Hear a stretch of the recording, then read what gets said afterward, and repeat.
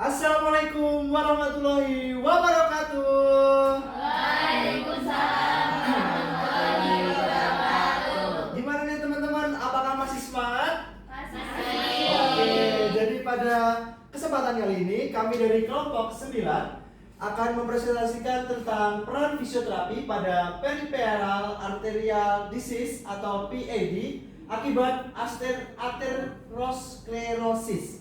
Oke, sebelumnya izinkan kami dari kelompok 9 memperkenalkan diri. Perkenalkan, nama saya Hafiz Widian Nuriza dengan NIM P2722640075 dan rekan saya.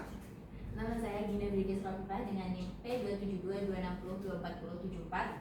Perkenalkan, nama saya Pipin Andatia dengan NIM P272260240100. Saya Rizky Nurma Putri dengan NIM P272260240105.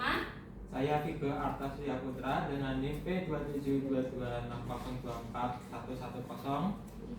Oke, selanjutnya izinkan dari kelompok kami untuk menjelaskan.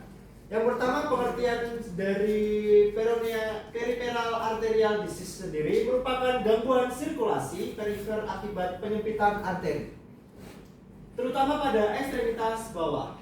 Kondisi ini paling sering disebabkan oleh aterosklerosis, yaitu penumpukan plak pada dinding pembuluh darah. PAD menjadi masalah penting karena dapat menurunkan kemampuan berjalan, meningkatkan risiko disabilitas, serta menurunkan kualitas hidup pasien. Selanjutnya, patofisiologinya. Aterosklerosis menyebabkan penyempitan lumen arteri sehingga aliran darah ke jaringan perifer berkurang. Saat aktivitas meningkat, kebutuhan oksigen otot tidak terpenuhi sehingga terjadi iskemia, lalu menimbulkan nyeri atau claudicatio intermittent. Jika berlanjut, dapat menyebabkan kerusakan jaringan hingga ulkus dan amputasi. Selanjutnya Selanjutnya saya akan menjelaskan mengenai faktor resiko dan serta tanda dan gejala dari penyakit ini. Untuk faktor resiko yang pertama itu adalah merokok. Kenapa merokok bisa menjadi faktor utama? Karena di dalam rokok dapat menyebabkan kerusakan pada dinding pembuluh darah dan mempercepat terjadinya penyumbatan. Selanjutnya ada diabetes mellitus. Diabetes mellitus juga merupakan faktor dari resiko karena adanya kadar gula darah yang tinggi dapat merusak pembuluh darah.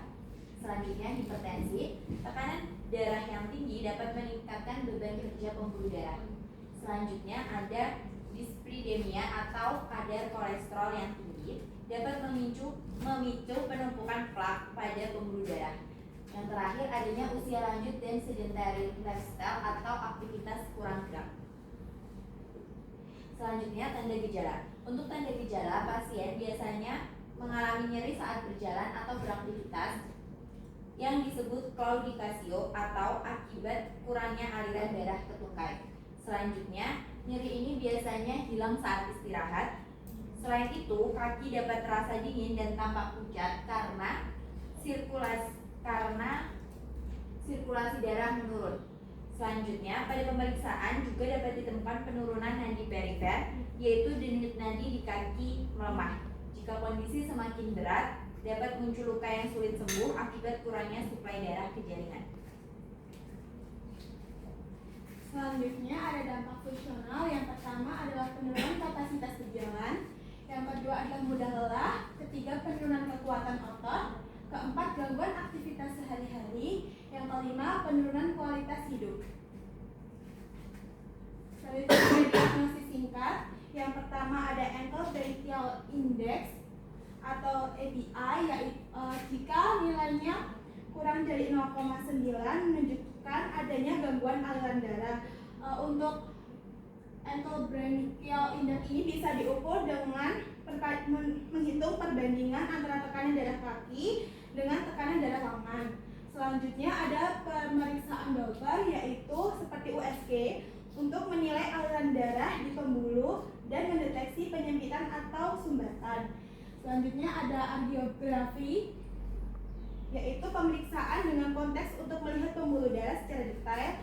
Biasanya dilakukan jika ada tindakan. Selanjutnya ada peran fisioterapi. fisioterapi berperan penting dalam memanajemen PID,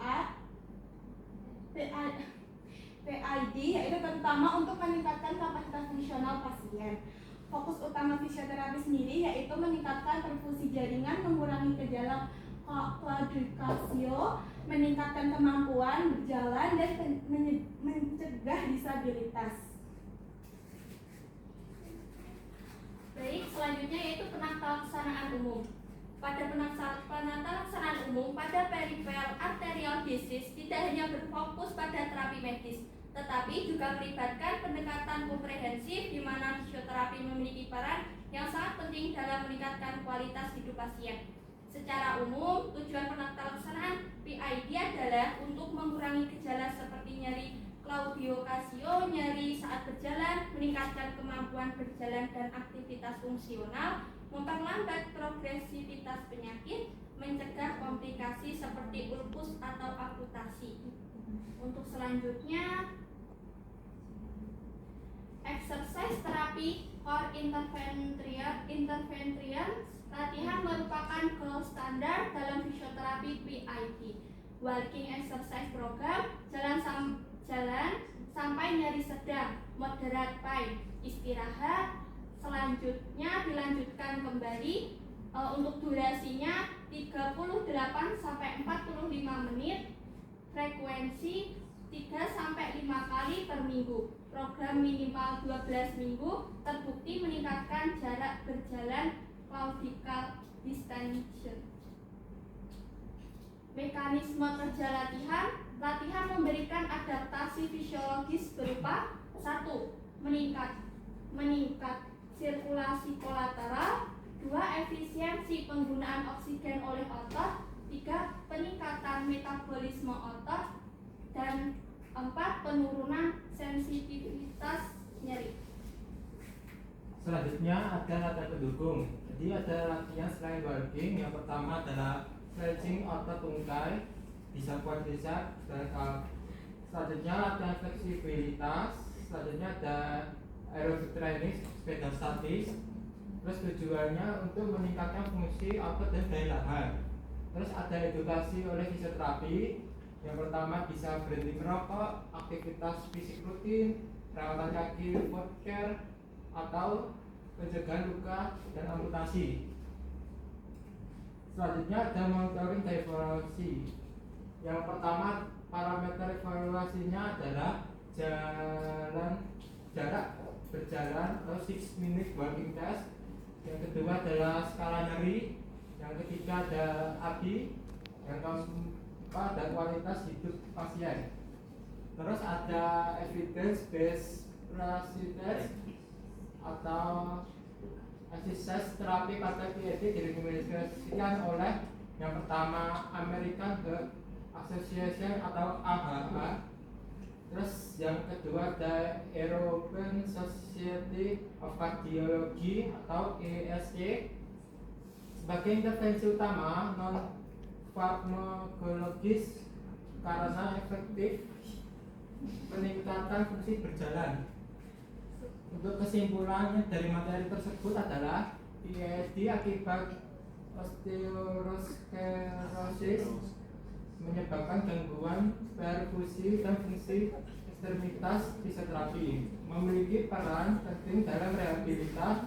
Exercise terapi merupakan intervensi utama yang terbukti efektif. Pendekatan komprehensif meningkatkan kualitas hidup pasien.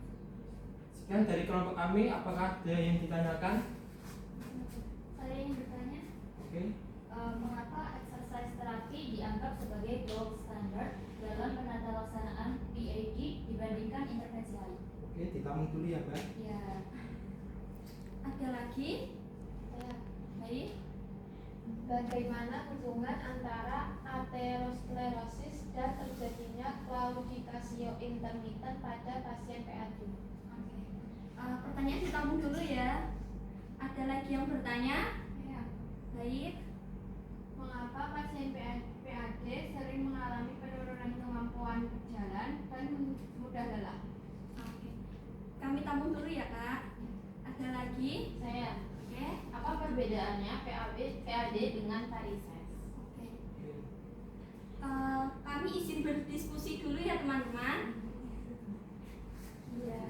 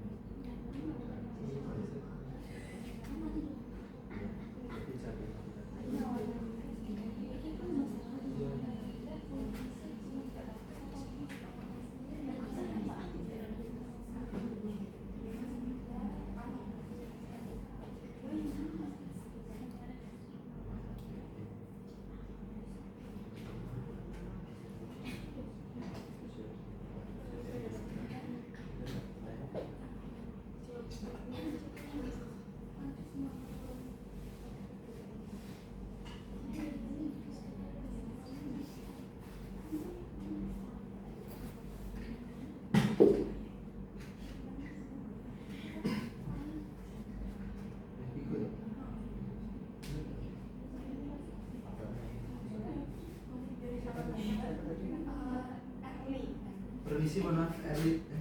Ya, Erli sama Nafisa tadi pertanyaannya apa? Boleh diulang? Boleh Mbak Nafisa terlebih dahulu?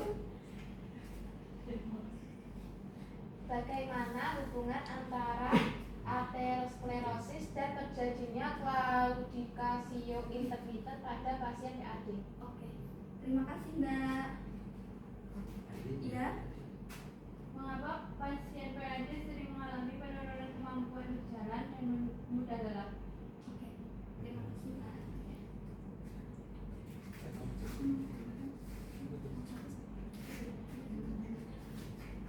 Oke, saya akan menjawab pertanyaan dari Mbak Novita.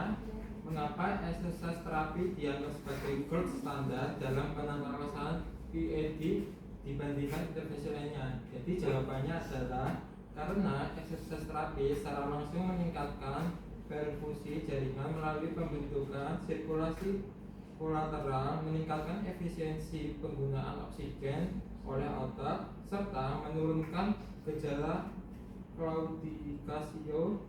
Selain itu, intervensi ini terbukti meningkatkan jarak berjalan dan kualitas hidup, serta direkomendasikan oleh AHA dan ESC sebagai terapi non farmakologis utama. Apakah bisa menjawab, Pak? Iya, terima kasih. Oke, sama-sama. Selanjutnya izin menjawab pertanyaan Nafisa, yaitu bagaimana hubungan antara arteriosklerosis dan terjadinya claudication intermittent pada pasien PID. Yaitu jawabannya karena arteriosklerosis menyebabkan penyempitan lumen arteri sehingga aliran darah ke otot berkurang. Saat aktivitas, kebutuhan oksigen meningkat namun tidak terpenuhi sehingga terjadinya iskemia yang menimbulkan nyeri. Nyeri akan berkurang saat istirahat karena kebutuhan oksigen menurun. Apakah sudah menjawab? Izin melanjutkan pertanyaan tadi dengan Mbak Erli ya yang bertanya. Oke, soalnya mengapa pasien PID sering mengalami penurunan kemampuan berjalan dan mudah lelah? Betul? Izin menjawab, jawabannya karena suplai oksigen ke otot tidak adekuat akibat gangguan perfusi sehingga metabolisme otot terganggu. Hal ini menyebabkan cepat lelah, penurunan kekuatan otot, dan keterbatasan aktivitas fungsional seperti berjalan. Apakah sudah menjawab, Mbak? Ya, terima kasih. Terima kasih. Oke, selanjutnya saya ingin menjawab pertanyaan dari Mbak Laila, ya. Untuk pertanyaannya, apa perbedaan PAD dengan varises? Benar ya. Jadi PAD ini adalah penyempitan arteri sehingga aliran darah ke tungkai ini berkurang. Sedangkan varises adalah pelebaran vena akibat gangguan katup vena. Jadi PAD ini lebih berisiko menyebabkan iskemia jaringan. Apakah sudah menjawab pertanyaannya? Sudah. Oh ya, terima kasih. Apakah dari teman-teman ada yang ingin ditanyakan kembali? Cukup? Oke. Sekian presentasi dari kelompok kami. Bila masih banyak salahnya mohon dimaafkan. Wassalamualaikum warahmatullahi wabarakatuh. Waalaikumsalam.